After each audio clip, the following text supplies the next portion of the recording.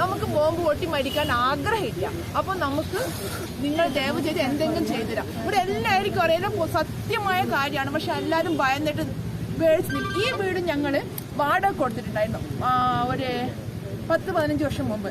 അപ്പോൾ ഈ വാടക കൊടുത്തിട്ട് വാടകക്കാരൊക്കെ പേടിച്ചിട്ട് പോയിട്ട് അവർ വന്നാണ് ഇതിൻ്റെ മുമ്പിൽ ബോംബുണ്ട്, നമുക്ക് പേടിയാവുന്നു.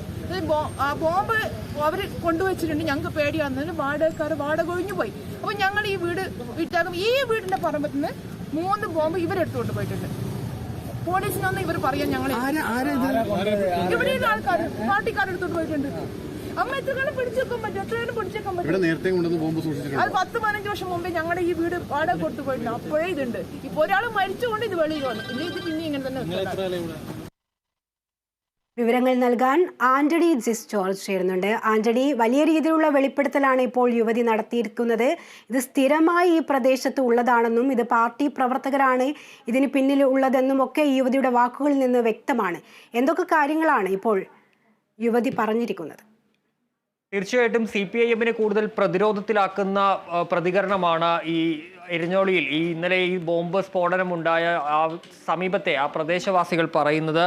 ഇന്നിപ്പോൾ ഷാഫി പറമ്പിൽ അവിടെ സന്ദർശിച്ചിരുന്നു. ഈ സന്ദർശനത്തിനിടയിലാണ് ഇവർ ഇക്കാര്യങ്ങളൊക്കെ പറഞ്ഞത് എന്നുള്ളതാണ്. അതിൽ ഏറ്റവും പ്രധാനപ്പെട്ട ഒരു കാര്യമെന്ന് പറയുന്നത് ഈ ബോംബ് നിർമ്മാണത്തിൻ്റെ പിന്നിൽ CPM ആണ്.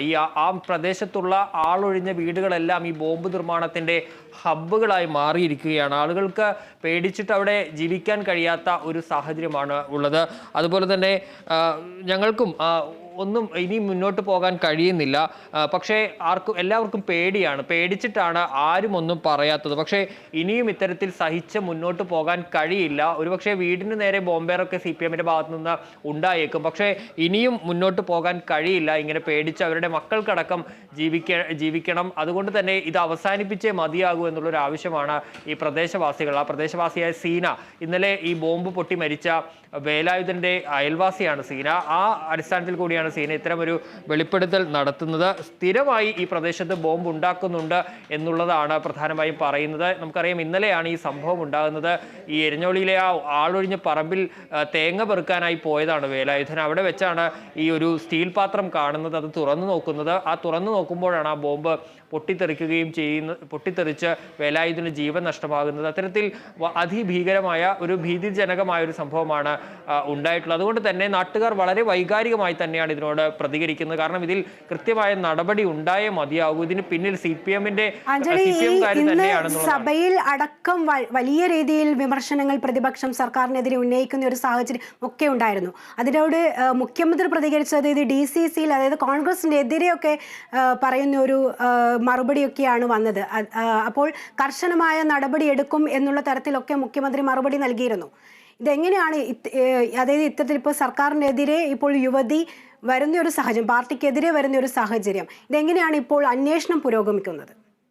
നിലവിൽ ഇക്കാര്യത്തിൽ പോലീസ് ഇന്നലെ DIG-യുടെ നേതൃത്വത്തിൽ അവിടെ എത്തി ബോംബ് സ്ക്വാഡ് അടക്കം പരിശോധന നടത്തിയിരുന്നു. ഏതായാലും ഈ ബോംബ് നേരത്തെ മറ്റിടങ്ങളിൽ നിന്ന് ഇവിടേക്ക് സൂക്ഷിക്കാനായി മാറ്റിയത് എന്നുള്ള ഒരു വിവരമാണ് ഉണ്ടാകുന്നത്. കാരണം കഴിഞ്ഞ ദിവസങ്ങളിൽ ഈ തെരഞ്ഞെടുപ്പുമായി ബന്ധപ്പെട്ട് ചിലയിടങ്ങളിലൊക്കെ സംഘർഷം ഉണ്ടായിരുന്നു. ഇതിന്റെ അടിസ്ഥാനത്തിൽ അതിന് ഉപയോഗിക്കാനൊക്കെയായി ഈ ബോംബ് നിർമ്മിച്ചു. പിന്നീട് അത് മാറ്റി എന്നുള്ളതാണ് മനസ്സിലാക്കാൻ കഴിയും. നമുക്കറിയാം ഈ ഇലക്ഷന് തൊട്ട് മുൻപാണ് പാനൂരിൽ ബോംബ് പൊട്ടി, അതായത് ഈ ബോംബ് നിർമ്മാണത്തിനിടെ ആ ബോംബ് പൊട്ടി 2 പേർ മരിക്കുന്നത്. അത് വലിയ വിവാദത്തിനും ചർച്ചകൾക്കും ഒക്കെ വഴിവെച്ചിരുന്നു. അതിനിടയിലാണ് ആ വിവാദമൊക്കെ ഒന്ന് ആറിത്തണുത്ത് വരുന്നതിനിടയിലാണ് ഇപ്പോൾ വീണ്ടും കണ്ണൂരിൽ ഒരു ബോംബ് സ്ഫോടനവും മരണവും ഒക്കെ ഉണ്ടാകുന്നത്. ഏതായാലും ഇന്ന് നിയമസഭയിലടക്കം പ്രതിപക്ഷം അത് ആയുധമാക്കുകയും ചെയ്യുന്നുണ്ട്. ഏതായാലും CPM ഇക്കാര്യത്തിൽ പ്രതിരോധിക്കുന്നത് അതുമായി ബന്ധമില്ല എന്നുള്ളതാണ്. പക്ഷേ ഇപ്പോൾ നാട്ടുകാരുടെ ഭാഗത്തു നിന്നാണ് ഇത്തരം ഒരു പ്രതികരണം. ഇതിന്റെ പിന്നിൽ ഈ പ്രാദേശികമായുള്ള CPM നേതാക്കളാണ്. CPM-ന്റെ ബോംബ് നിർമ്മാണത്തിന്റെ ഹബ്ബാണ് ഈ പ്രദേശം.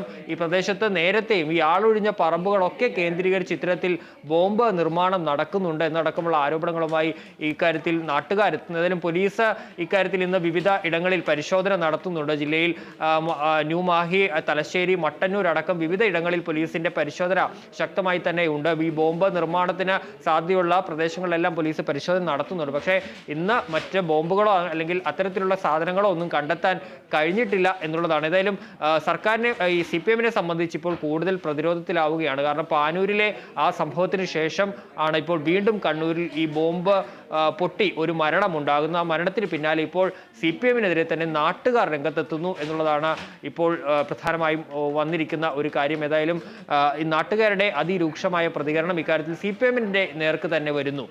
ശ്രുതി, CPM-നെ പ്രതിരോധത്തിലാക്കുന്ന വെളിപ്പെടുത്തലുമായാണ് ഇപ്പോൾ യുവതി രംഗത്തെത്തിയിരിക്കുന്നത്. സ്റ്റീൽ ബോംബ് പൊട്ടിത്തെറിച്ചു മരിച്ച വേലായുധന്റെ അയൽവാസിയായ യുവതിയാണ് വെളിപ്പെടുത്തൽ നടത്തിയിരിക്കുന്നത്. ഇവിടെ സ്ഥിരമായി ബോംബ് ഉണ്ടാക്കുന്നു എന്നാണ് യുവതി പറയുന്നത്. ഇതിന് പിന്നിൽ പാർട്ടി പ്രവർത്തകരാണെന്നും യുവതി പറയുന്നുണ്ട്.